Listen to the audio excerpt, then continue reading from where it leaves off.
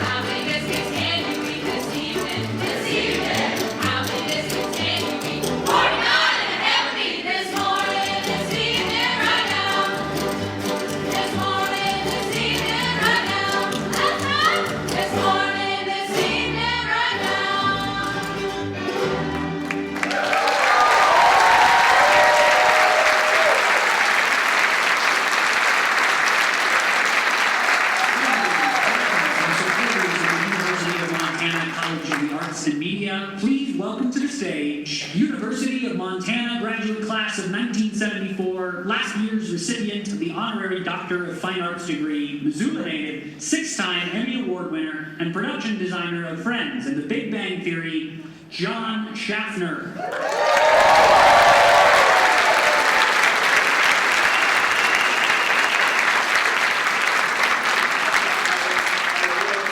Early on my cue there, thank you to the American Roots Ensemble. What an interesting, trip into the history of American music, and it certainly resonates, I think, with all of us today with what they did. It's a good time. But what we've just heard is actually improvisational and innovative approach to this study of the roots of American music. This work results from the year-long study in the classroom led by Dr. Holly Riley. In fact, this is the important point, all of our performances tonight come from the collaboration in the classroom. And in fact, we like to consider this auditorium theater a classroom. So, welcome everyone to the 24th Odyssey of Our Stars.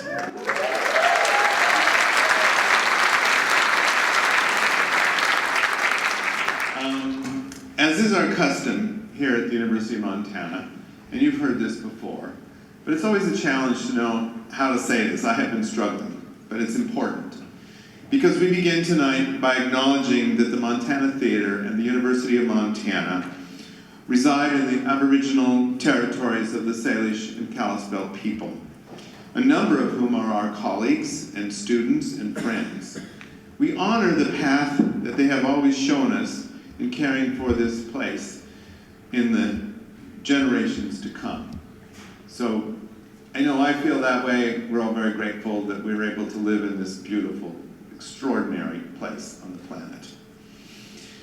Tonight, however, we're here to do some celebration, to welcome and talk about our friend Hank Green, who with his remarkable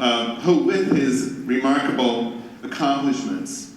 All right, this is a good list. A New York Times best-selling author, science communicator, video creator, extraordinarily successful entrepreneur, and he shows this amazing commitment to education, because that's what he does, and community to the education and the community building that is helping so many young people commit to moving forward in these times. Many of you tonight here are probably, know Hank or have worked with Hank. But we're certainly all very proud to call him a UM alum. Hank got his MS in environmental science here. And we're also, though, very proud that he stayed here and we can call him a Missoulian. But you know what? He's not just a local. What he does reaches around the globe. In fact, I mentioned to him earlier, last summer a longtime friend of ours who was a producer with our friend David Copperfield called to say, "Are you guys still in Montana? Are you in Missoula?" And I said, "Yes." He said, "Hey, I'm on my way out to meet Hank Green. Can we have dinner?" I said, "Hank Green? Who, what?" Anyway, he's out here came out here to work with Hank on an LA Science Center project. And this is certainly an example of Hank's national and international reach. Hank is just all over the place, as I have certainly learned since that dinner. I'm like, oh, I'm now a big fan. And I had the chance to see him at the Roxy Theater and was completely blown away by his, I don't know what to call it, his performance, his work, his sharing of brain matter. But there's a lot more to learn about Hank, and we're going to get into that more so in the second act. Now, this evening's show, if many of you have seen Odysseys before, is going to be a little bit different because, well, as you see, we have a big screen here, and the stage gang here built this beautiful frame to surround the screen. Because much of the material tonight really is going to reflect the world of our honoree and the journey of the arts here at the university. The Media Arts program was started here 27 years ago. Dean Criley got involved in that and called me and some other people and said, "Do you think we should do something like this at the University of Montana?" And we all said, "Well, that seems like a good idea." What it's become is something where students from this program and other schools in our college are integral today to the media environment across Montana and the region, and by working in the film and television industry, and certainly in the world of internet media that Hank and his brother John have helped create. So thank you, John and Hank and Media Arts, and everything that we're teaching our young people to do is fantastic. And that's kind of one of the reasons we're here tonight, is to say thank you to all of you who have been faithful supporters for so long, for enduring the generosity, with your enduring generosity to the College of Arts and Media. Those of us on stage, you can't see anybody behind the black curtains, but there's a lot out there.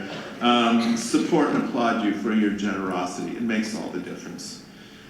You can find all of our Odyssey sponsors for tonight at the back of the program, but this is where we really need to thank some special people who have reached the platinum level for their continued support for the Odyssey and the students. Doug and Carol Klein, thank you. Dennis and Phyllis Washington and their foundation, thank you. Game Night Foundation, that's a new one, thank you. The Tippett Rise Fund of the Sidney E. Frank Foundation. And I personally like to thank my partner Joe Stewart for agreeing to be part of this at this level over the years. Thank you, Joe, wherever you are.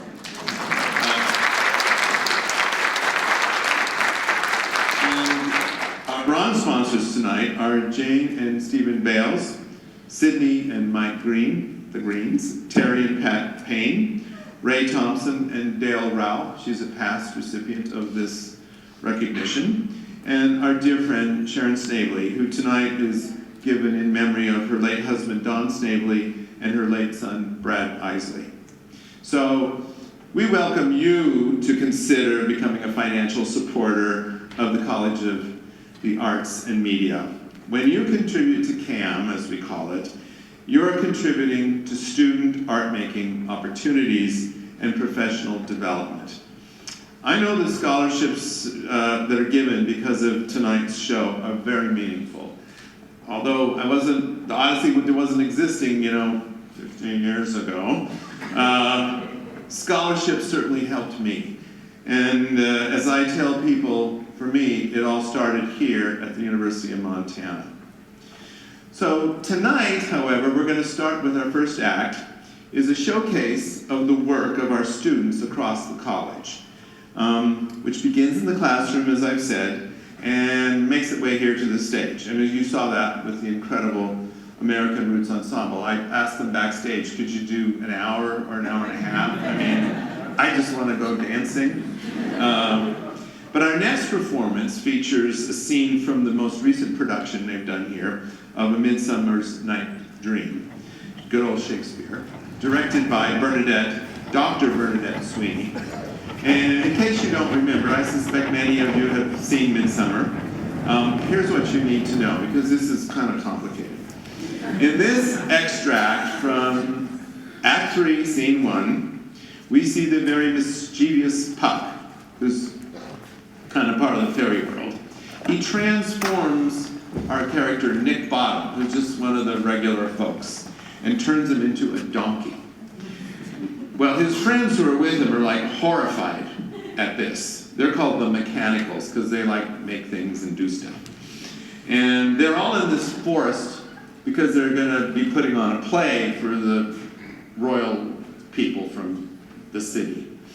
And but they're also surrounded by a bunch of invisible fairies who you will see. So those are those people who do this, so you'll know who they are. But in the forest also is the fairy queen Titania. Now, she has recently been dosed with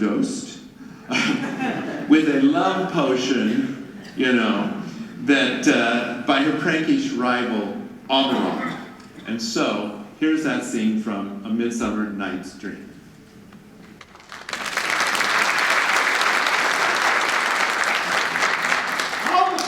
Down, every mother's son, and rehearse your parts. Pyramus, you begin. When you have spoken your speech, enter into that break, and show everyone according to his cues. What hempen homespuns have we swaggering here, so near the cradle of the fairy queen? What, a play tour? I'll be an auditor, an actor too, perhaps, if I see cause. Speak, Pyramus. Thisbe, stand forth. Thisbe! The flowers of odious savor sweet. Odorous. Odorous. Oh, doors, savor sweet, so hath thy breath. Oh, my dearest, Thisbe dear. But hark, a voice. Stay thou but here a while, and by I will to thee appear. A stranger Pyramus than e'er played here. Must I speak now? Aye, Mary, must you? For you must understand, he goes but to see a noise that he heard and is to come again. Most radiant Pyramus, most lily-white of hue, of color like the red rose on triumphant briar, most bristly juvenile, and eke most lovely Jew, as true as horse, that yet would never tire. I'll meet thee, Pyramus, and in his doom. Tune, man. Why, you must not speak that yet. That you answer to Pyramus. You speak all your part at once, cues and all. Pyramus, enter, your cues pass. It is never tire. Oh, as true as horse, that yet would never tire. If I were fair, this week, I were only thine. Oh, monstrous! Oh, strange! We are haunted! Pray masters! Fly masters! Help! I'll follow you. I'll lead you about, around, through bog, through bush, through brake, through briar.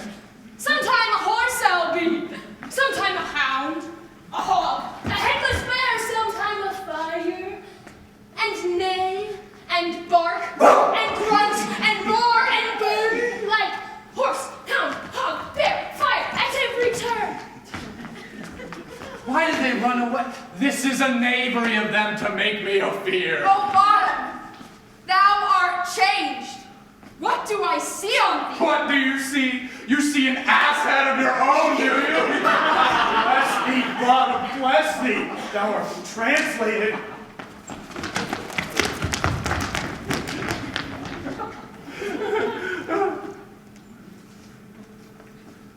I see their knavery. This is to make an ass of me, to fright me, if they could. But I will not stir from this place, do what they can. I will walk up and down here, and I will sing, that they shall hear I am not afraid. The ouzel cock so black of hue, orange and tawny bill, the thistle with his note so true, the wren with a little quill. What angel wakes me from my flowery bed?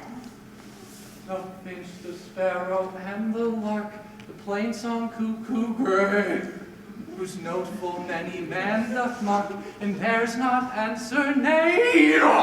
For, indeed, who would set his wit to so foolish a bird? You know, who would give a bird the lie, though he cried cuckoo, never so? I pray thee, gentle mortal, sing again.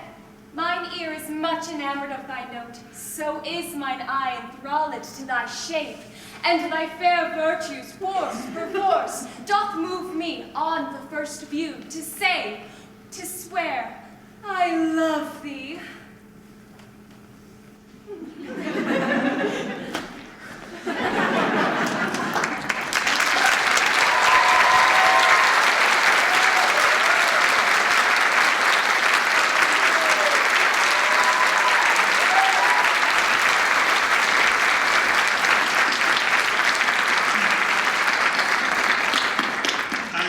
I'm so glad I got to see the whole production.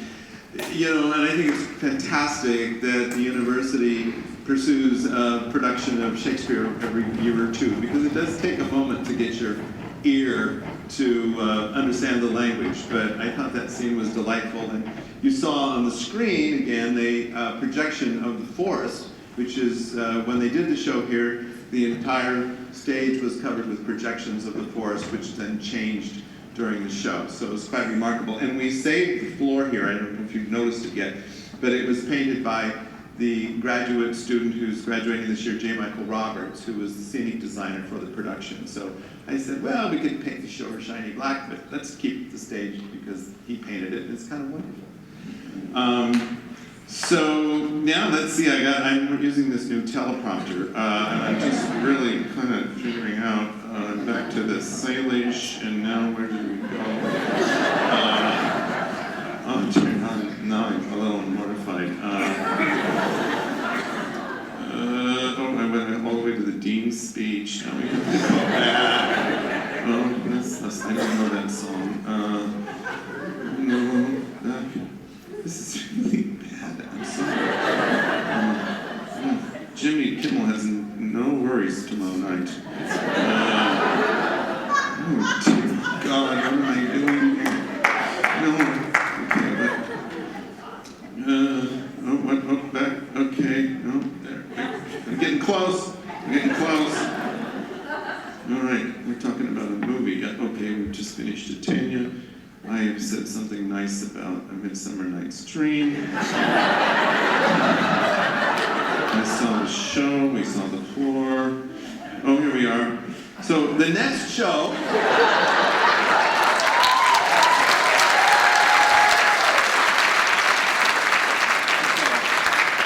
But the important thing is, the next show at the School of Theater and Dance, which will be performed here in the Master Theater, which is smaller. So get your tickets soon. It's a new musical, wonderful musical, was nominated for multiple Tonys in 2016. It was written by Steve Martin, yeah, that's Steve Martin, and Eddie Brickell. It's called Bright Star, and it's opening on April 17th. So get your tickets soon, because it will sell out fast, because it's a small theater. But not all performances, like we just saw, are live on stage. Last semester, the students in the media arts course directing the fiction film, I have to read these things, were assigned to direct and produce complete short films as their final projects.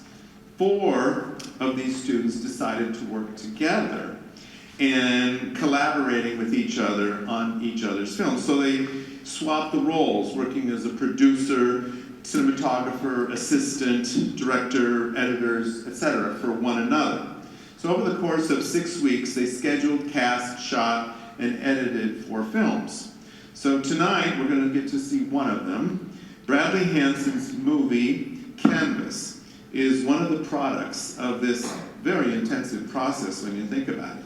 Working with, in collaboration with fellow students, I hope I get this pronunciation right, Beth Rosinski, Nathaniel Spilker, and Nathaniel Kornick. Please enjoy Canvas.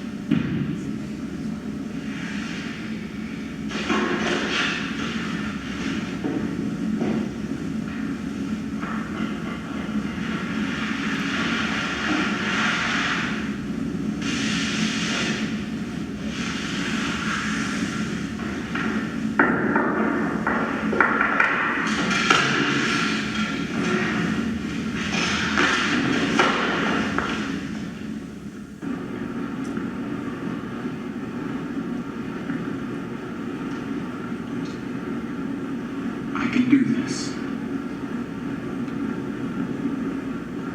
I can do this.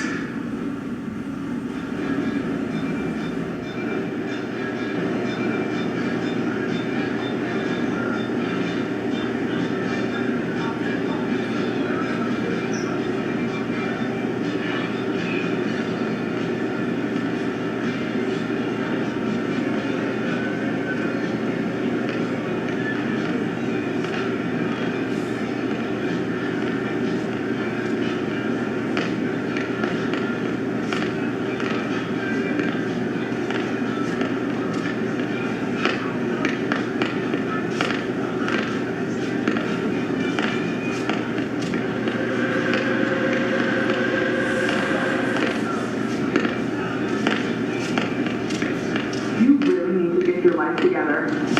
What? Cash your card?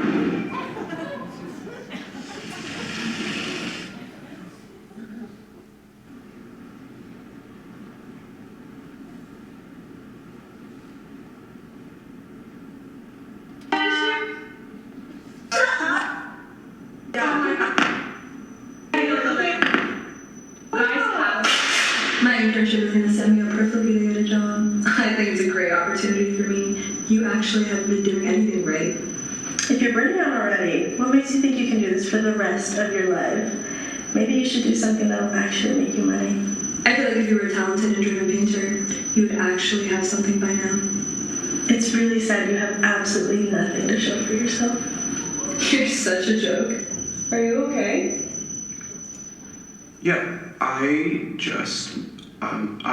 gotta use the bathroom.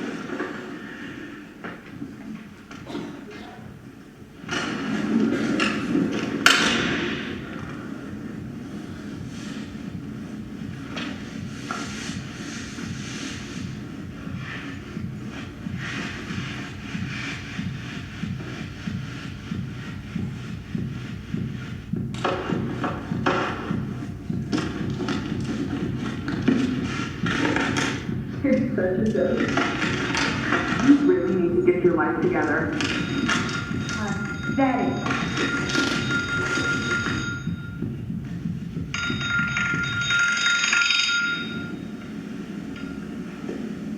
Oh, hey, Mom. Yeah, everything's going well.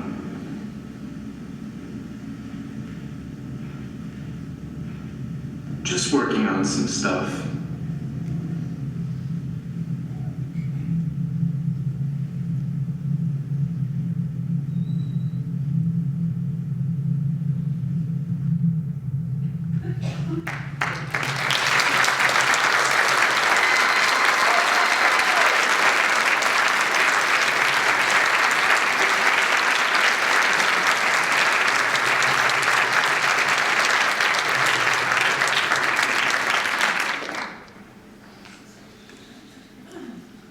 I like the credit for crackle. I wasn't sure what that meant.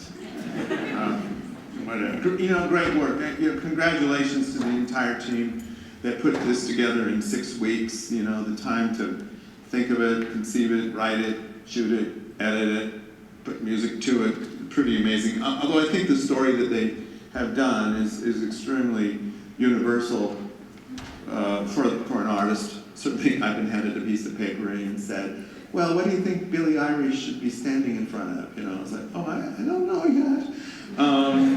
But it really depends on whatever you do. You're always faced with that moment where you have to find that inspiration to finally move forward, and it can't always be Mom. But now we're back on the stage for some music. And we're going to switch gears here with some classical work. An excerpt from the first movement of Shostakovich's Cello Concerto No. 1, performed by Bachelor of Music candidate Jayla Mitchell. Jayla is a recipient of a scholarship to attend here at the U of M, and that means that your financial contributions are really at work, because otherwise I don't think she would be here. She is so amazing. She has a 4.0 grade point average. She organizes events for the School of Music. She and works with the UM Food Pantry. She plays with the Missoula Symphony, the Helena Symphony. She's attended the Brevard and Wintergreen Music Festivals. I mean, I could keep on going. The page is long of such a young age. I'm amazed at her talent. So please welcome, the stage is set, so please welcome a truly extraordinary cellist, Jayla Mitchell, and accompanist Matt Merchant.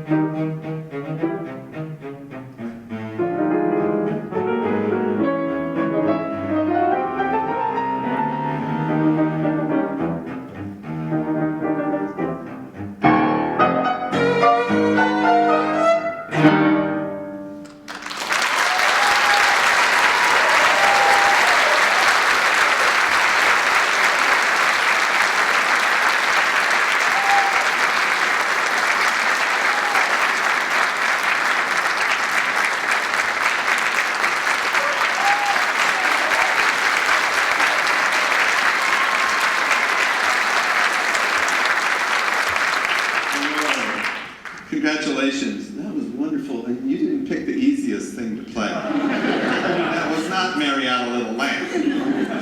Whoa. So I'm going to ask her a few questions. I hope I don't embarrass her. So tell us why you chose Missoula. You're from Great Falls. I am. I mean, I know you choose Missoula because you could drive home for Christmas and Thanksgiving, you know, and things, but, so why Missoula? Why the University of Montana?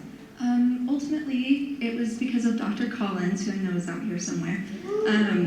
He would hold like workshops and master classes in Helena and Great Falls, and come visit and kind of just be a real supporter of the arts in the public schools. And that's when I started building my relationship with him, and I just knew I could learn a lot by coming here. Well, that's good. That's what a great teacher does, is he inspires you, and you know, he or her inspires you. And that's great. I'm not going to ask what you're wearing. Well, you kind of answered. I was going to set you up here and say, how do you like the rest of the faculty at U of M? I don't know. They're great. All right, we can skip that one. A couple of them, but that's fine. You already answered it, so it's fine. Hey, listen, I loved reading that you work outside and I like this, the canon of music by dead white men. Yeah. Yeah, I'm beginning to feel all close to that. But how do you, I mean, where do you find, and how do you search? I mean, you know, if I was opening a catalog of music, you know, it takes a real effort to like track down artists and creators who have been set aside because of their gender. Right. There's some catalogs online where you can find like Black and Latinx composers and kind of dig through that way, which is how I found a couple of the pieces I've played. But I think the majority of minority composers I play is because I played it somewhere else, and then I just worked through their catalogs. Yeah, their catalogs. And were they dead? Yeah. So let's work on the live side. Yes. Oh, the live side. The most music I played by live composers is students at the U. Oh. Mm-hmm. Do you find that the composers here are up to snuff? Oh, yeah. They had some really cool ideas. Oh, I'm glad to know that. Yeah, and I feel like it's really collaborative. They ask me questions. See, the money is being well spent, you know? So now what's next for you after graduation? I mean, this is it. We're moving towards June or May. I'm going to take a gap year, but the plan is to go for a master's in performance. But in that gap year, I plan to continue playing, working on auditions, and exploring maybe other types of music that I haven't in the past 10 years. Will you explore here, or do you go internationally a little bit? Florida? Yeah. Okay. Right near Orlando. Okay. You're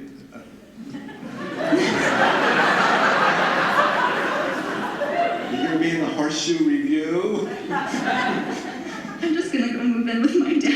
Oh, okay. I've worked in Orlando. It's okay. It's cool. Well, then after that, where do you have your sights on a school yet? I've looked around a little bit. I'm curious to see what's going on internationally. Okay. Like Scotland or Canada. But also, I've looked into like the Jacobs School in Indiana. Oh, wonderful. So I'll be applying everywhere. Well, you started at the best place, so you only know it's going to get better from here because you've got your grounds right here in Montana. Well, please, thank you so much for your artistry and your dedication and passion to this really marvelous art. Take a bow. Thank you.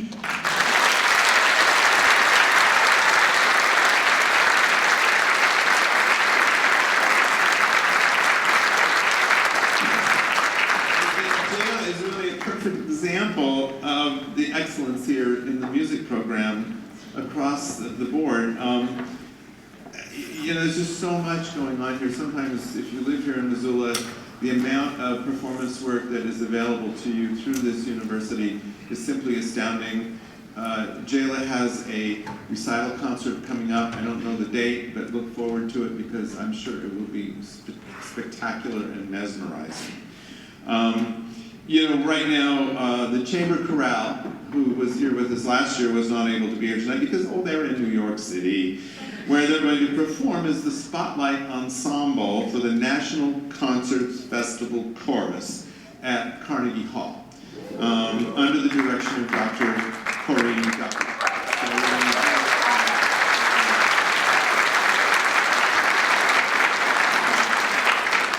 And you know, another reason group of students who usually are in this program are not here is the dancers. They're traveling now. They're performing at the American College Dance Association, the ACDA. I almost said ACDC, but that makes sense. Conference. An incredible opportunity, really, for them to gather with other dancers from around the nation and engage in the national discussion of what modern dance and the future of dance can be, and it's just so great when these kids get together, and I hate to say kids, but I guess they are. But thank God, because they're there because of the generosity of the support of Missoulians. You guys all love dance, because so many came to their ACDA benefit concert, which was in early February. And now you can see them next here at what is called Dance Underground, which is opening on May 3rd. But they did not want to be left out tonight. So they have left behind a video experience for us. And this is interesting, because this is truly multidisciplinary. A film conceived, directed, choreographed, and edited by Amber Moon Peterson. This is part of her senior project for multidisciplinary studies degree between theater and media arts. So please enjoy this video presentation of Flock.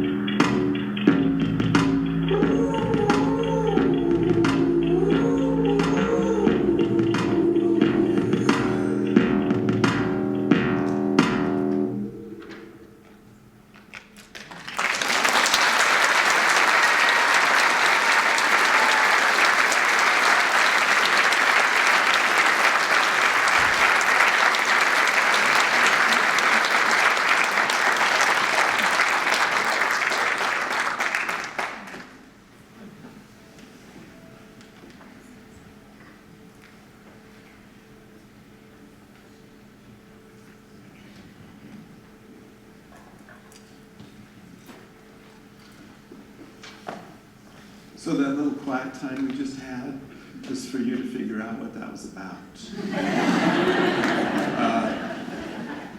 You know, that's the thing about art, whether it's in the form of dance, sculpture, painting, media, presentation, is it invites all kinds of responses that are very individual to the viewer, to you, to any of us who get to watch, and likewise, much of the time you see an artist exploring fields or areas that are actually in the process of discovery at the same time. So, you know, up until I saw this, and then we had our quiet moment to think about it, the only thing I could come up with is like flock. Isn't that what you do to a Christmas tree to make it white at Christmas? I mean, I'm lost here.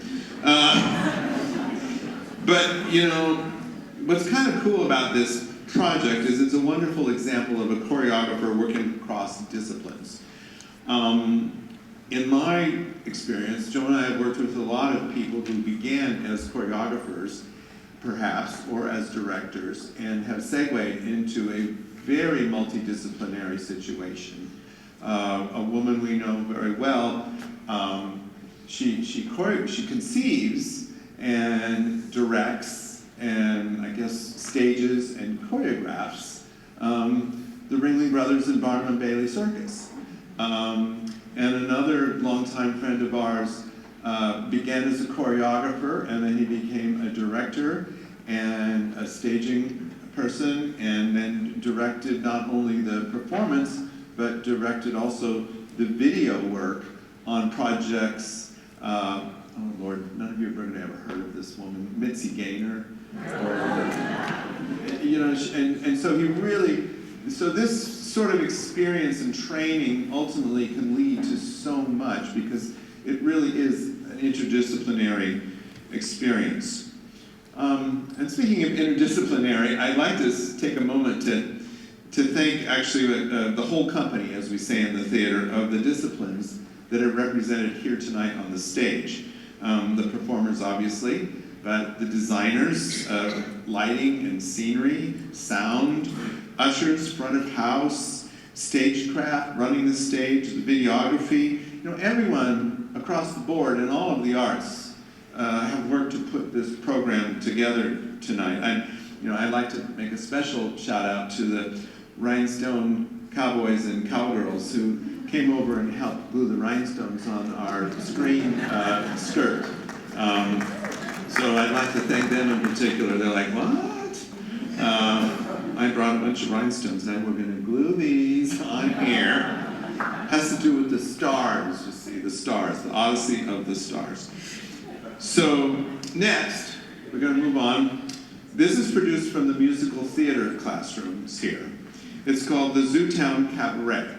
Now, what they do in this classroom is produce material and take it off campus, and most recently have presenting it at the ZAC venue downtown, so that it gives the students an opportunity to work away from a particularly academic venue.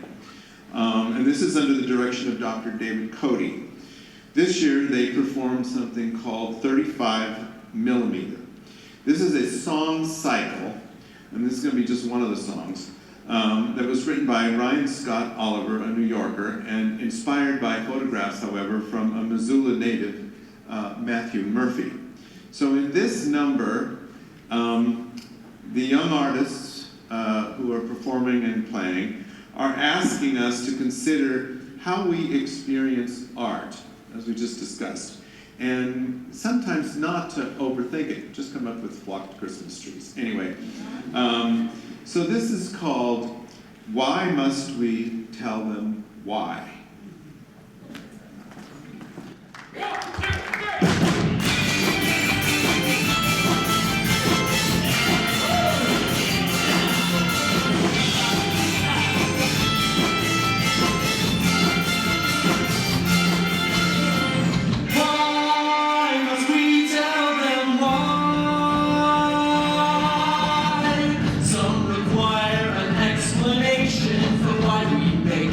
Things we make, others must break, and for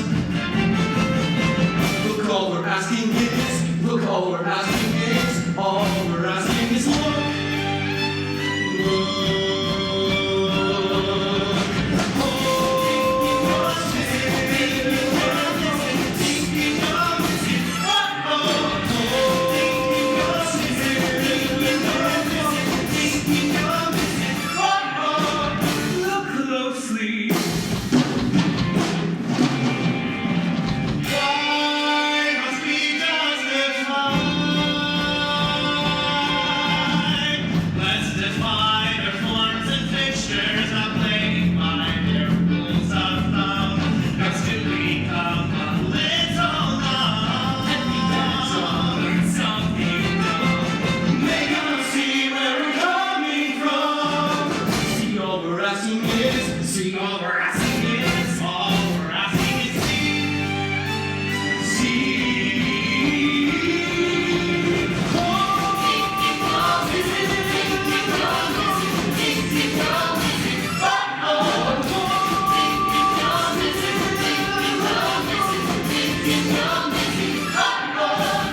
Look closely.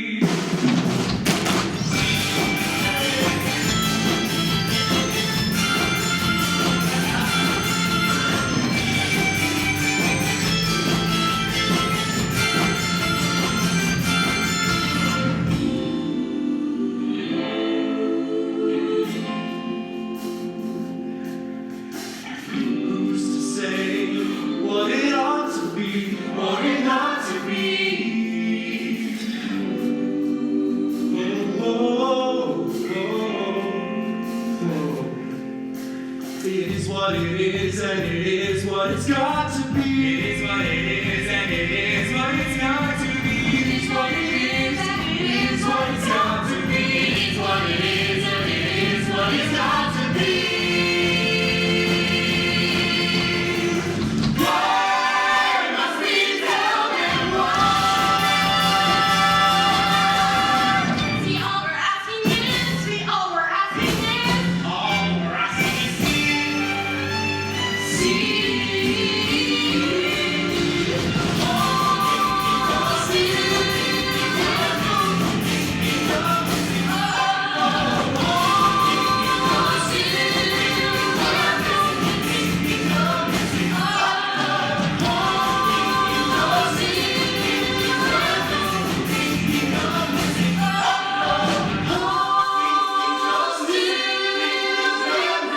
Thinking you're missing. I'm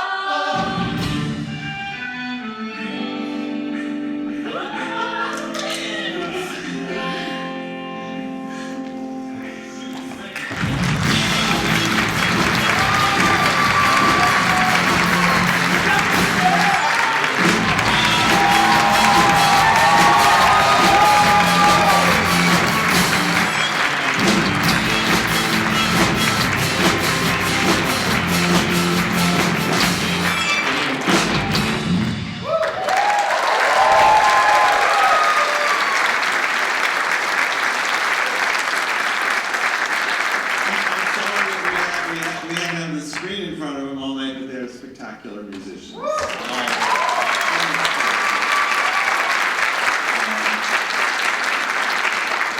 Well, I guess I'll sort of conclude this act with saying, well, we certainly have been let into the inner world of the artist and what they do and need to learn and how to create and think.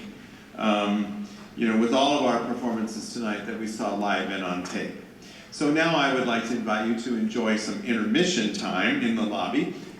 Please check out the screen. We're going to bring the big screen back in, and there'll be screens in the lobby that show work from the students who work in the studio arts, painting, sculpture, etc. And also, please grab a copy of the Journalism School's Byline, which is a publication by the students. I hope you all know that the School of Journalism is now part of the College of Arts and Media. And we'll be back in 15 minutes to celebrate our friend Hank and his incredible career and creative impact. Enjoy it.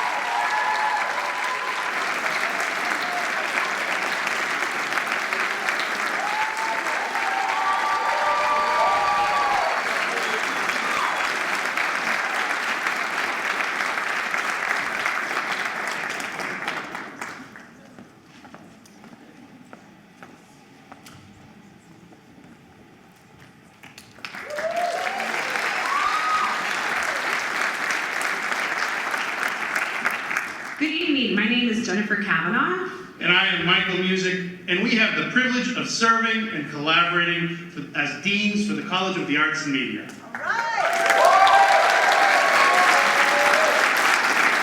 We are thrilled to honor Hank Green this evening, and we are equally excited to highlight new and emerging programs across the college. You just heard from our very happy Commercial Music Ensemble, CME, under the direction of Professor John Wicks. CME is a class that is open to music majors and non-majors and meets weekly to explore the world of commercial and popular music. Students select and arrange songs and are tasked with promoting their shows, learning entrepreneurship skills required for success in the modern economy. CME has become a part of our new popular and commercial music advising track within the Bachelor of Music and Composition degree that was designed by Head of Composition and Theory, Dr. Brian Costers, who was just dancing backstage. Our hope is that students who previously may not have seen themselves in the UM School of Music can now find a home within our creative community. This new advising track is partially funded by generous donors. Some of you are in the audience tonight. Thank you for partnering with us to create this new, vibrant path for our students.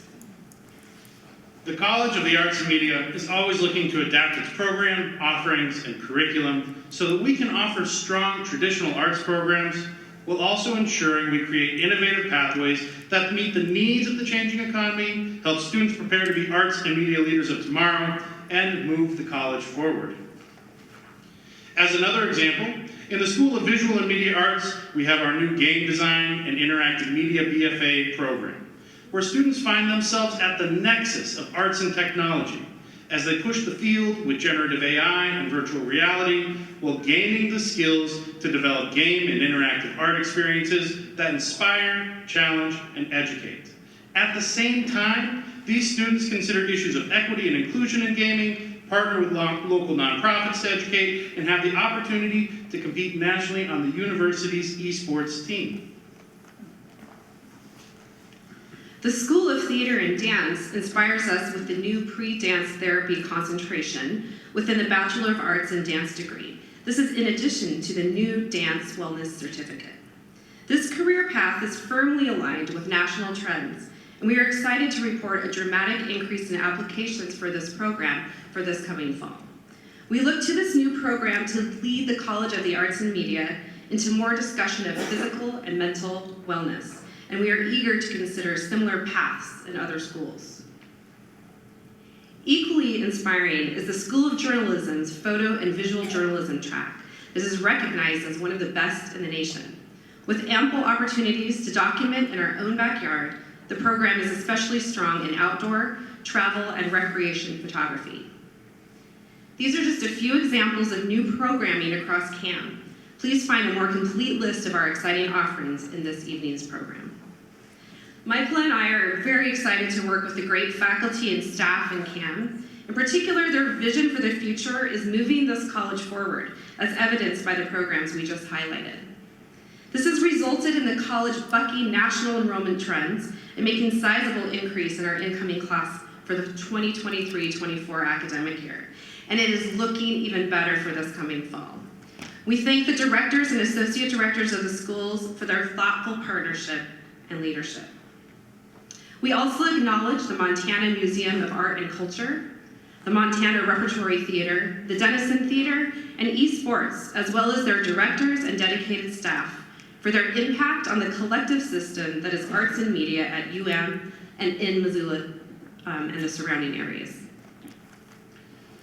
This college is an incredibly diverse and productive arts and media enterprise, and we could not be more proud of the work that is accomplished by our students and faculty. Jen and I are grateful to the staff in the Dean's Office, including Cynthia Greaves, Kathleen Wetzel, and Peggy Nesbitt. Yes.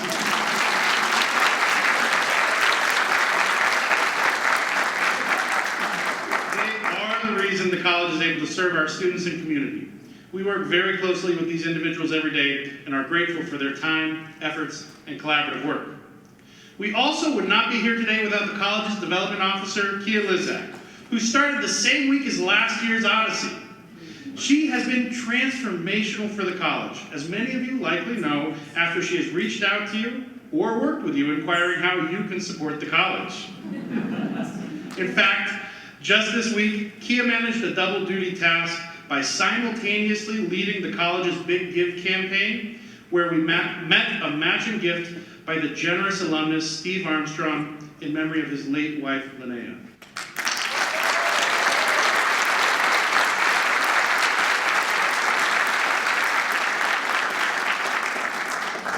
Of course, we also offer a special moment of gratitude to our Master of Ceremonies this evening, Dr. John Schaffner, who in addition to being an engaging MC, has done so much to help us prepare this evening's show. John is a member of the college's advisory council, a group that Jen and I are so appreciative for their support and advice for how the college can best position itself for the future. Please be sure to check out the personnel pages in the program to see all of the people who have supported the production of this wonderful evening and allow this college to thrive. Finally, a big thanks to everyone in Hank's orbit who helped make this evening memorable. A special thanks to Aaron Hale, Administrative Manager and Executive Assistant to Hank Green. Aaron is also an UM alumnus. Just as our college aims to move the landscape of arts and media education forward through collaborative, community, and interdisciplinary-based work, our honoree this evening, Hank Green, is known for pushing the boundaries of media and creativity in order to communicate complex ideas and connect with large groups of people globally. Michael and I, and many of us in this room, are completely starstruck to have Hank in our presence this evening. Now, please enjoy a special video tribute honoring this wonderful human, Hank Green.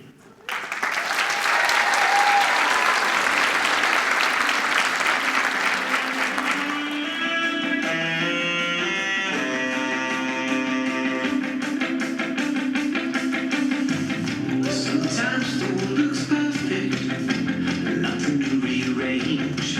Sometimes you just feel like you need some kind of change. No matter what the odds are this time, nothing's gonna stand in my way. That's laying in my heart like a long lost friend. I think the first thing I would say about Hank is that his go meter is always maxed out.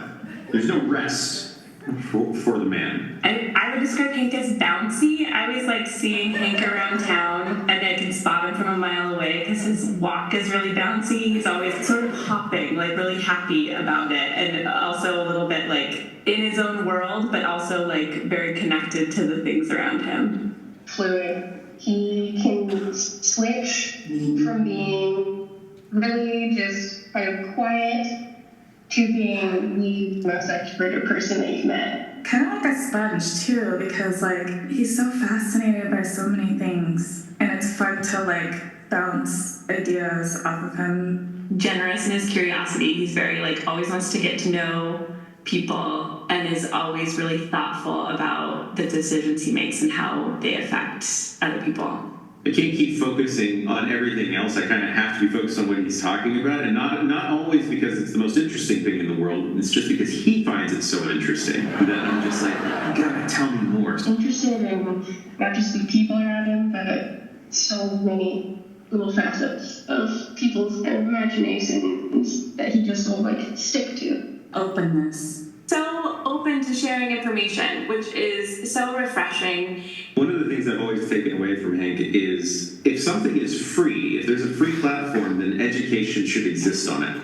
Hank's passion for education also extends to everything that he does. Just that like commitment to like being generous has made the internet such a better place, which is extended to like everything. Now people can be independent creators online and like expect people to be decent human beings.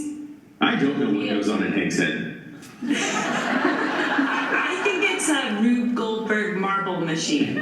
Like Hank loves marble videos, marble racing videos, and that's what I imagine is Hank's head. That like a thought can be like it's going really fast, it's colorful, it could shoot off in any direction, and it can follow something for a long time, or it can like make a quick pivot.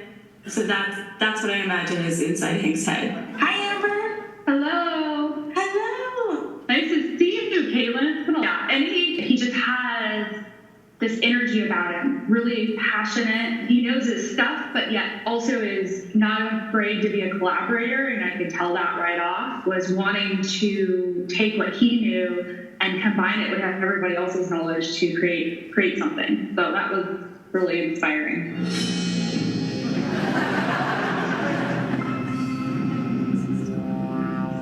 I'm Hank Green. I am a United States resident. I live in Montana. I have a child and a wife, and I have YouTube channels. That's it. Good morning, Hank. It's Tuesday. I've said those words on video something like 1,200 times in the last 17 years, and you've said good morning, John, even more often because you've taken fewer vacations. Good morning, Hank. Good morning, John. Good morning, Hank. Good morning, John. Together, we dispense knowledge on everything from the science of the teenage brain to the history of the octothorpe. Now, John and I have a series of education-y online shows like Crash Course and SciShow, which have drawn more than 8.6 million subscribers on YouTube and have been viewed more than 1.6 billion times. Good morning, John. The year was 2016, when suddenly everybody started to talk about dumpster fires a lot. And there are a number of things that make me very worried about 2024. Very... I kind of hate Batman. Of course, I know that your video wasn't really about Batman. It was just using Batman as a tool to say something that individual people cannot have and do not have and should not have the power to change everything on their own. And when they try to do it, it always turns out bad. Batman's values and actions are a reflection of our own values and actions, or our desires to act, to make the world better. Good morning, John. It is December 17th. That means it is the Secret Project Day. Welcome to the 2007 Nerdfighter Power Project for Awesome. Good morning, John, and good morning, YouTube.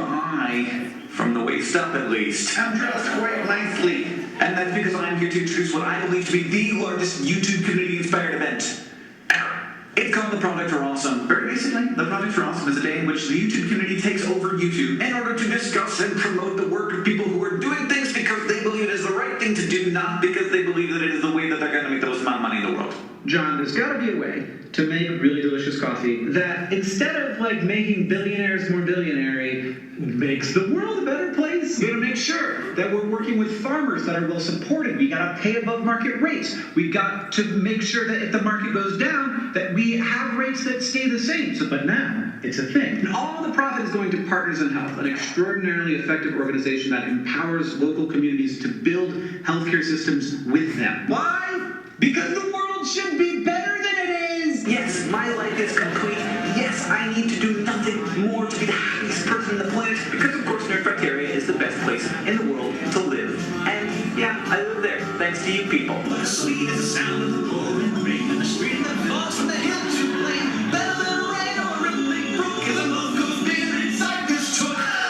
Ultimately, the reason that we have to know that the square root of 4 is 2 is because it helps us to build cathedrals and think about space and make out with people, but more on that in a second. The majority of the bones in your body are in your hands and feet, unless you are currently pregnant, in which case there is a chance that the majority of the bones in your body are, in fact, in your uterus. YouTube came to us because they wanted some more professional-looking content on the site with some grant money to get channels started up. And we said, well, that's awesome because we really want to make these 2 educational YouTube shows, SciShow and Crash Course. John pitched me Crash Course, and I knew that it was an amazing idea, but it to me sounded too hard.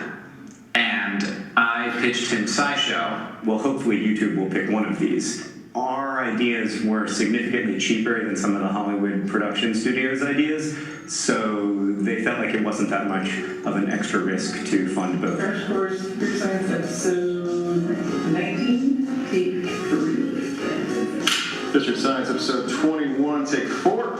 We're working to solve this big, complex, multifaceted problem of getting high-quality information to the kids and adults who need it and will benefit from it. Crash Course is used by students and teachers at every level of who those people are and where they are. It's I'm consistently surprised to find out that there are 10-year-olds watching Crash Course, because it's pretty complicated stuff, but kids are smart. And then we have, a ton of people who watch the courses just because they want to learn, not because they're trying to do well in a test or because they're trying to get a job. They just want to learn about stuff. It means a lot to me because I get to do cool things with my big brother. As you grow, like that dynamic still exists where I just want him to think I'm cool.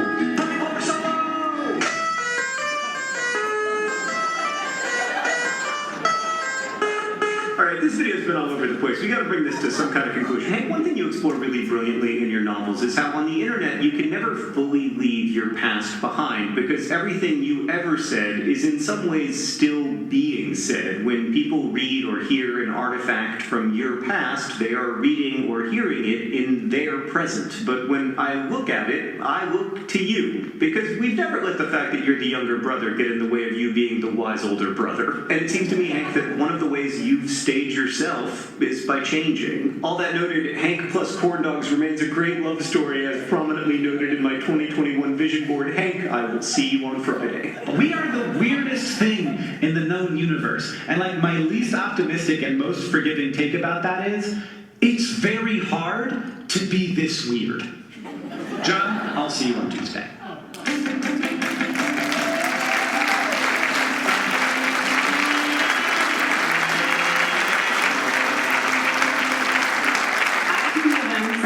Oregon, where I was working in the film scene there, and I just wanted to learn everything, and the media arts program was the only one I could find where you didn't have to specialize at the time. You could get a taste of every little bit of it, and now I tell people I didn't realize it, but I was preparing for a career in YouTube. I knew enough about everything that I could be both competent enough to get something done, maybe a little dangerous too. And there was also the idea of, it was really instilled by a couple key faculty that like, this is you gotta learn to collaborate. You gotta learn to, work well with others. When I graduated that summer, afterwards, I was searching on Craigslist and found this kind of, it sounds really old school right now, found this kind of really cryptic description of exactly kind of what I learned to do at the University of Montana. They were looking for somebody who knew about video production and animation and illustration and design. I replied to this ad, not knowing at all what it was for, just knowing that it was exactly what I learned to do. And it turned out it was for the sideshow at the time that turned into Crash Course for Hank Green. And just about my journalism degree, I wasn't specializing in anything. I was really interested in photo and video and audio. With some key faculty, I kind of found that I was really more interested in really just talking to people. And through the years of like those classes and then also using some comms courses, like I realized that I really like helping and like learning with people. I did start college late. And so I was told that I would never go to college. And so being the person that I am, I was a single mom, I decided that I was going to not listen to the people telling me I couldn't go. And I landed at media arts because it had less math. I was a very bad math student. So it was good for me to go to school and graduate and prove people wrong. But also I got to still be a part of the arts, and which led me to Complexly, because even though I was admin, I'm still in it. I'm still in this world of creating and being a part of the arts. Something I hadn't thought of until you were just saying, well, I hadn't like connected the dots really until you were saying that. Like I would not have been able to afford to come to U of M. Like I was an out-of-state student, and a faculty member worked some magic to like help me be able to afford to move to Missoula and enroll. I'm like getting teary, and that like changed my life. And then I met Hank through Amber and Nick, and trusted them so much that I could trust this awesome guy that didn't know, and that changed my life in huge ways. And those two like pivotal moments, like I wouldn't have been able to do, I wouldn't have the life that I have now without those two really important things happening. So it's like I'm so excited that Hank is getting honored because it's just two really important parts of my life that are really special and change a lot of people's lives. Sometimes the world looks perfect.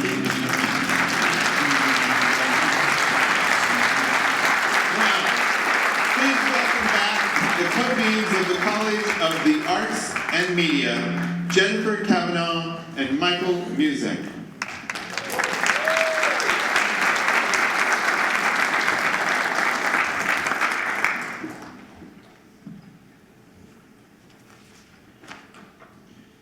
It is our honor to welcome to the stage President of the University of Montana, Seth Bodner, and Odyssey honoree, Hank Green.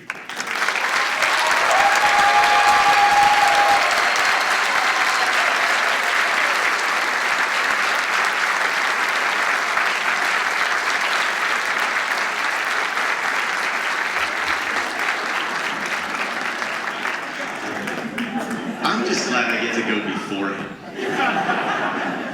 So I just want to say thank you all for being here this evening to celebrate all of the incredible work happening here at the College of the Arts and Media at the University of Montana. We are so happy to have you here, and we are so thrilled to celebrate the amazing talent here at this university. You know, if you spend some time here at the University of Montana, you know that we summarize our work here with two simple words. And those two words are inclusive prosperity. And what do we mean by that? Well, that means that at our essence, our job is to enable every single member of our community, regardless of where you come from, how much money you have, who you love, who your parents were, what you look like, every single member of our community. Our job is to enable them to achieve their unique, full potential. And the College of the Arts and Media plays a vital role in that mission. Of course, they play an important role in nurturing the incredible talent of our students here at the university. And you've seen some of that talent here on stage this evening. They also play a vitally important role in creating cultural experiences for our community, creating the next generation of journalists to ensure that the fourth estate of our republic remains healthy and strong. They do so by basically establishing this community, Missoula, as an arts and media hub, not just for this state, but for this entire region. And all of us are enriched by having a college like CAM here at this university and in our community. And I am so grateful to all of you for the vital role that you play in supporting this college. You know, our university, we take our mission of inclusive prosperity very seriously. And if we're gonna offer that, if we're gonna aspire to enable every member of our community to achieve their full potential, well, we better make sure that this education is both accessible, that it's affordable. We're proud that our tuition here at the University of Montana for a Montana resident is about 26% lower than the tuition of public universities in the West. At the same time, we also are a university that on a per student basis has state funding per student. It's about a third lower than our peers. And I tell you those stats because our staff, our faculty, our students work magic, often with incredibly small budgets. And your support as donors is vitally important in this college's mission, in this university's mission. And I believe this university's mission is vitally important in sustaining not just the health of this community, but the health of our democracy in this country. You can tell I care a lot about this place. And I feel privileged, not just to be here at the University of Montana, but to be here in Missoula, a community that is so enriched by this college. And tonight's honoree, Hank Green, epitomizes what this university aspires to. You see in his career the impact and the power of a UM education. And you also see in his commitment, our commitment as a university to service. You know, you heard Hank say again and again in that wonderful video, his goal is to make the world a better place. And for our students in the audience, if you keep that as your goal, you can't help but be successful. Now, I don't think many of us could aspire to have the success and the talent that Hank had. The description of what goes on in his brain is really interesting, and I am amazed by what happens in this human's brain, and we are so thrilled to have you here with us tonight, Hank, to have you as a member of the University of Montana community, as a member of the Missoula community, and one of the privileges of my job is that I have the distinct honor to now officially induct Hank into the College of the Arts and Media Hall of Honor. So now I get to read some very official language. The University of Montana College of the Arts and Media salutes Hank Green. William Henry Green II, Hank, is a creative wizard, prolific collaborator, author, musician, vlogger, philanthropist, and internet producer. He is the co-founder of Complexly, the free educational media company with millions of followers. His fiction novels are New York Times bestsellers.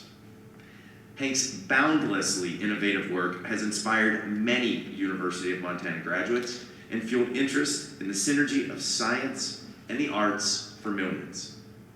The College of the Arts and Media celebrates Hank Green as one of UM's greats, inducting him into the Hall of Honor on this day, March 9th, 2024.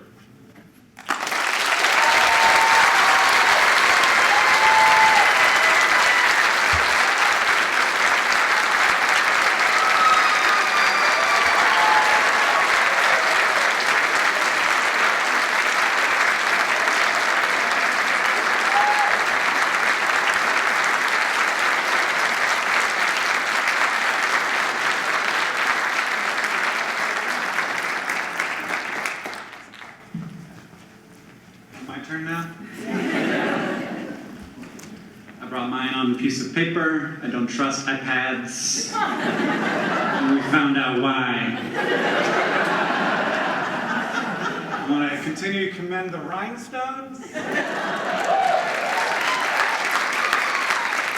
like a 60% chance I just said rhinestones. You learn a lot, when you talk for a living, you learn a lot about the things that you say, and you have to listen to all the things that you just said back. And a tape recorder that plays in your brain, and people who record SciShow will know that I say the word questionnaire incorrectly every time. I say questionnaire. And I think, Mom, is that you? Do you say questionnaire? She's here. Yes? We figured it out. And Mom says, and people are like, it sounds like a superhero. The questionnaire. He asks questions. I could have that job. Questionnaire, every time. And then when the word route comes up, I'm like, I have no idea which way I say it. Because it's also a route. It's a hard job, you guys. Thank you for this really, truly tremendous evening. Obviously, I was quite emotional earlier. Thank you, Caitlin, for being an absolute lovely, lovely person in all things, but especially when you're just being nice to me to a lot of people.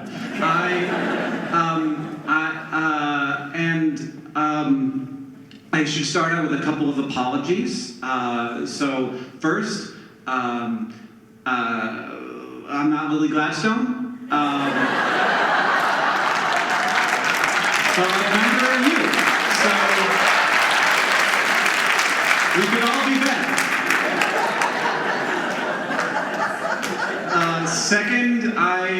did not go to the College of Arts and Media.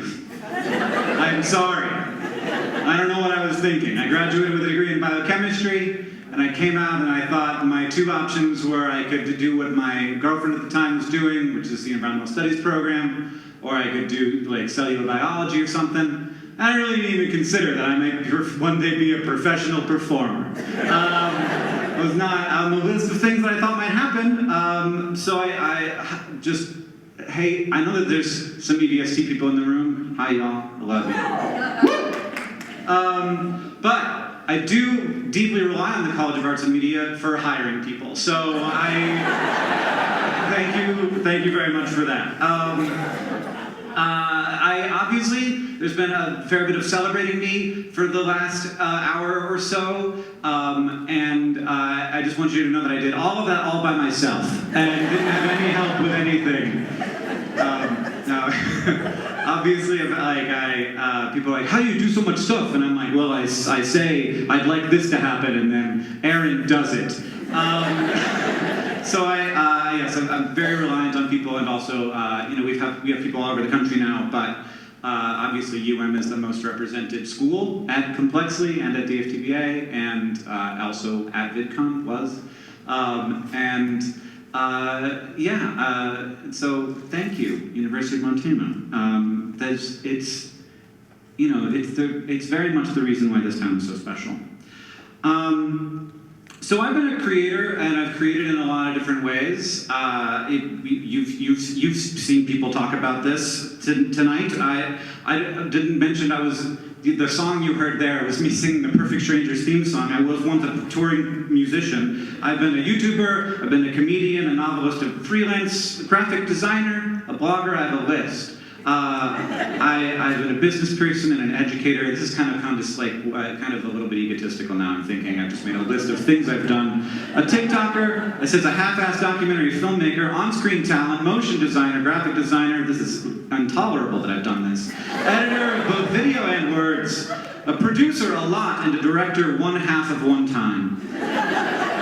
There's even a very tiny chance that a case can be made that on certain days, at certain hours of the night, when certain TikTok trends hit just right, I become a professional dancer.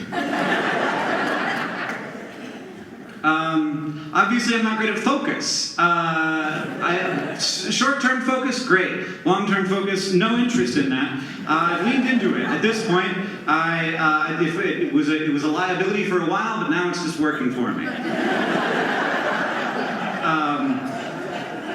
One thing, though, the reason I did that intolerably long list of things that I am is that one thing I've always had a very hard time believing of myself is that I'm an artist. I've had a hard time accepting that label. This is a college, the College of Media and the Arts is an interesting thing for a college to be for, because obviously those are two words that you can have a great time arguing about the definition of, and you'll fail eventually, every time. And so, of course, I don't know. I mean, I obviously create media, but do I create art? I don't know. I create tweets. That's definitely not the same. And I've always a little bit thought of myself more as a designer. So I started my career, I was writing freelance nonfiction, and I was doing freelance design, logos and websites and stuff. And for me, design is very clear. Like the goal is to you want to make a thing that looks or sounds a way that gets people to a goal. Like if you're designing a website, your goal is to provide them the information and get them to do the things and buy the thing or whatever. And so there's a function. It's a very functional thing, and I've always considered myself a very functional creator. And whereas art, I feel like, of course I'm not going to define art for you, but I feel like there's a little bit of a creation and then what the person experiences of it. We had several of these experiences tonight. What the person experiences is not necessarily what the artist even intended. The artist is making art, and what you experience is yours. You experience what you experience. Whereas, when I'm making a YouTube video, I'm like, well, I have 10 minutes and I need you to know the circulatory system at the end, so we're going to do that.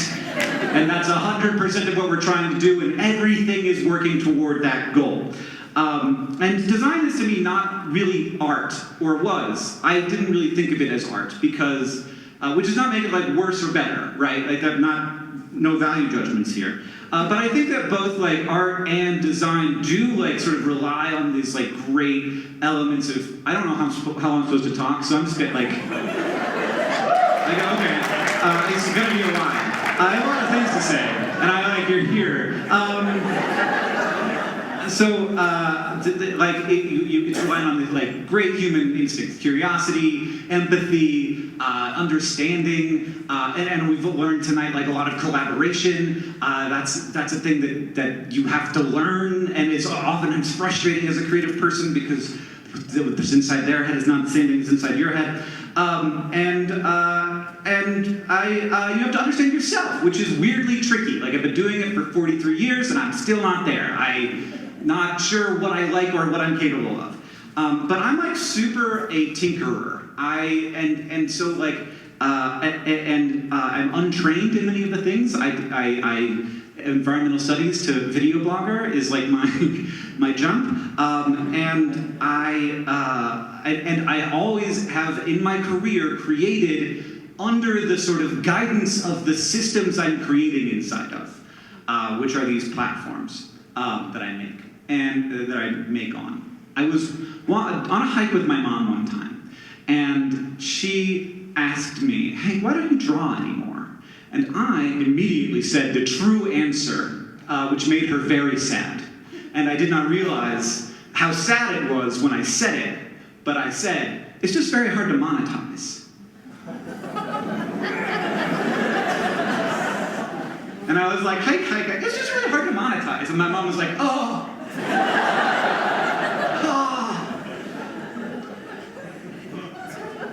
But I make inside of systems. Of course I know that people are gonna say that I'm an artist. Of course I know that like in many ways that I am, but all of my success has been built on these platforms, YouTube and Twitter and TikTok. And they promote and distribute the content based on these like machine learning, artificial intelligence algorithms that have taken over the act of like sharing and recommending that used to be entirely a human job of curation. And at this point, I think it's safe to say that computers do like orders of magnitude more recommending than humans do. Now, obviously, if you recommend something to me, it's going to have a higher value than if TikTok throws it on my feed. But like, in terms of the individual acts of recommendation, it's probably like millions of times more is being done by computers than people, which is like a thing that we just allowed to happen and didn't notice it happening. And it's wild. And I'm not saying that it's all bad. Like, there are good parts of that. But I like kind of work for the AIs, and the only inputs that they have are the decisions of humans. Like whether or not you keep watching, whether you click in the first place, whether you like the video. Those are their inputs. But they have goals that are not necessarily your goals. They're the goals of the companies that run and operate the algorithms. And then they have systems that achieve those goals with those inputs that no one understands. And I don't mean nobody in the room. I mean, I talk to the people who design the systems, and they don't know how they work. They know the code they wrote, but they don't know how the systems are making the recommendation decisions because they're these black box machine learning algorithms. We gave it away. And I was like, this wave is fun to ride. And I feel really weird about it sometimes. But it did amazing things. Like, for the arts and media, it created this space. It used to be that the curation was mostly done by, like, the guys who worked at CBS, right? Like, how would you get your video watched by people in the past? Would you send them a VHS tape?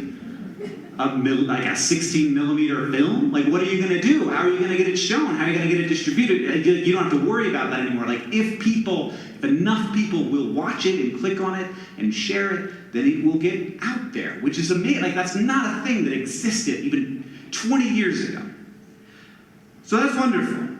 And it's a great system for people like me who love to tinker and hyper-focus and are sort of like, I don't really want to create like the one true art that is in my soul.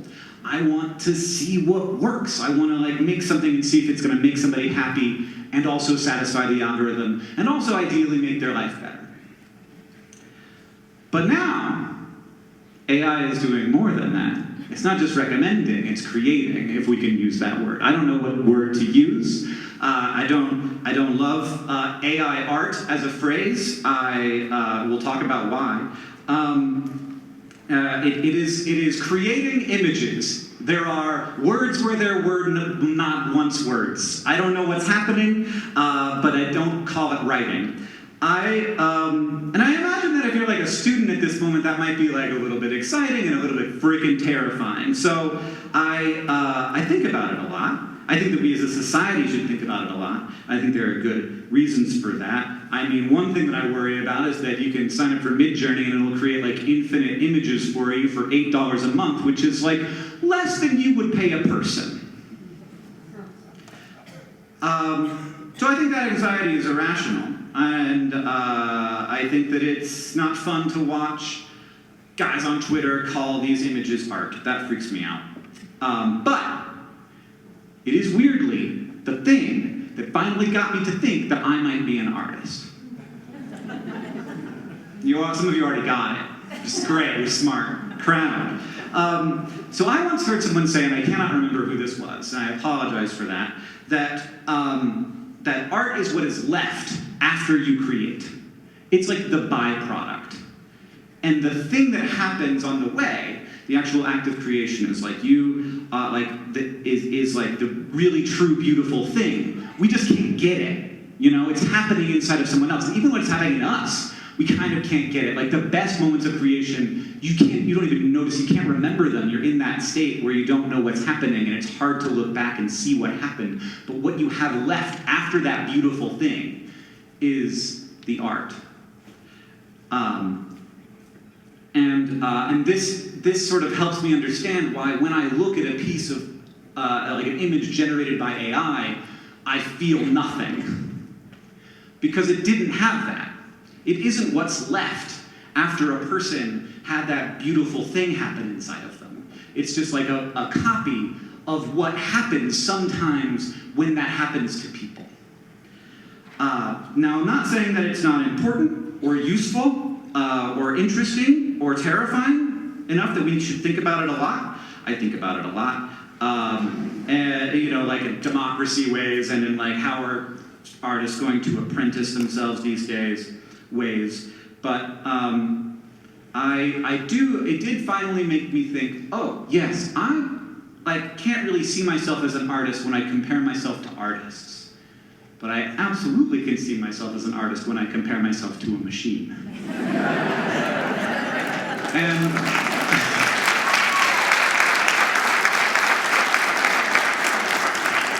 I think that there are I don't want to say that ignore them out of spite. Sometimes ignore them out of spite, depending on whether they steal art from artists. But I think that what we can't see is that the tool is the art, which I think is what a lot of people are looking at right now.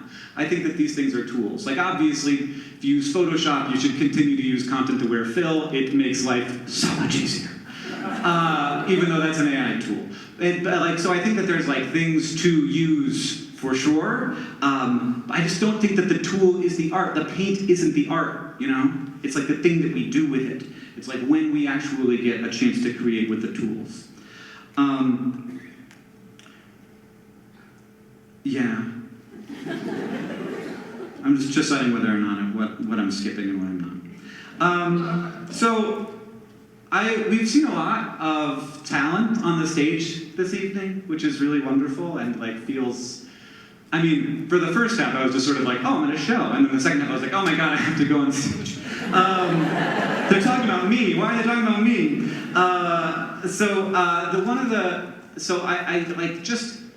The process of education is an alchemy. You know, what are we trying to get into people? It's not just technique. Obviously, we're not just okay, we need to get people very good at something. In fact, oftentimes that's the part that is most up to the student rather than the teacher.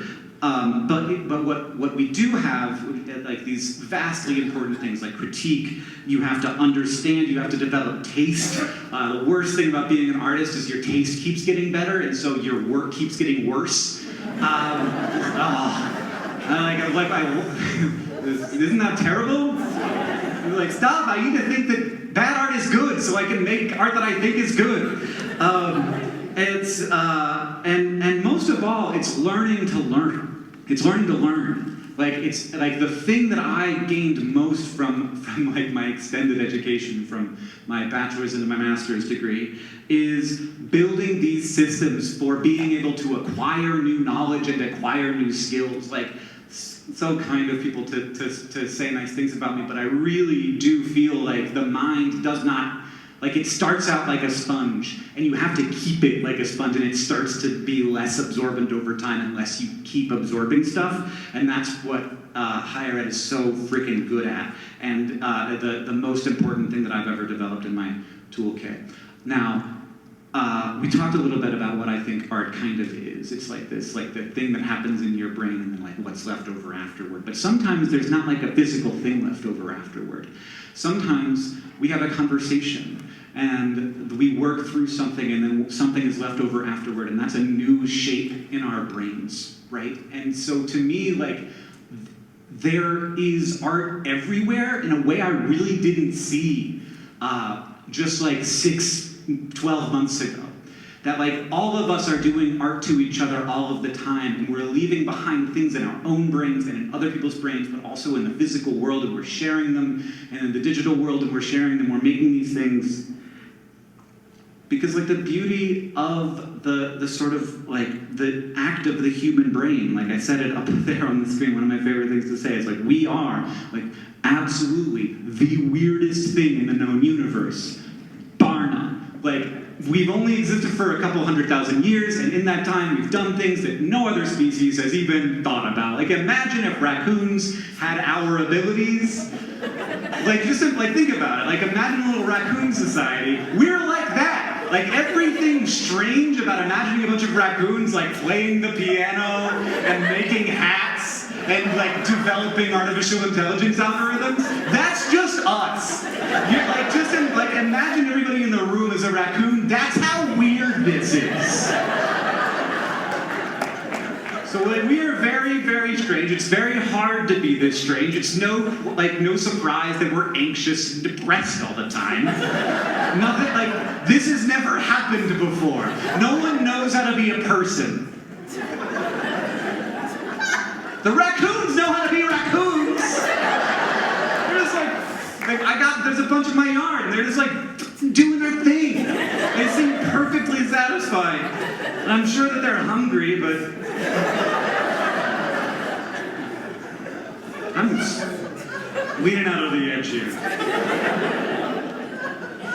What a thing to get to do, to be a person and to make things and to put those things into people's heads or on their walls or on their computer screens. What a thing to get to be a part of. And I want to thank you all for being a part of it. Whether you are creating, whether you are inspiring, and of course we're all doing all of these things, whether you're helping, whether you're supporting this college, whether you're supporting each other, I am so grateful for that. I'm so honored to be here tonight among all of you artists. Thank you for your work on behalf of each other, and thank you for making things, and thank you for having me here tonight.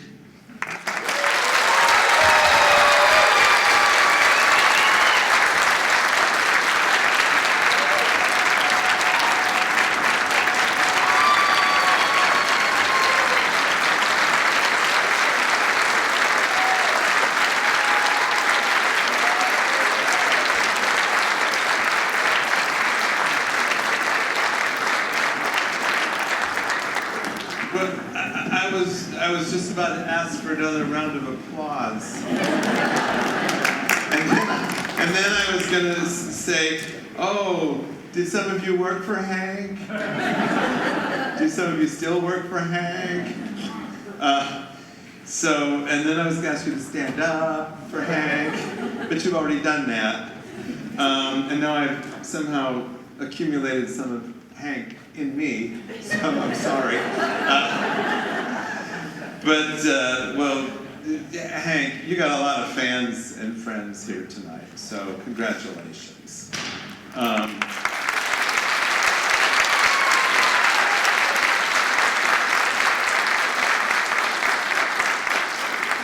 You know, on another lane, the entire college, you know, of the arts and media, I'm sure, and you all as well, will be eagerly watching the Oscars tomorrow night, because, you know, our very own Lily Gladstone has been nominated for Best Actress, and she's won the Golden Globe, and she won the Screen Actors Guild Award for Best Actress in a Drama.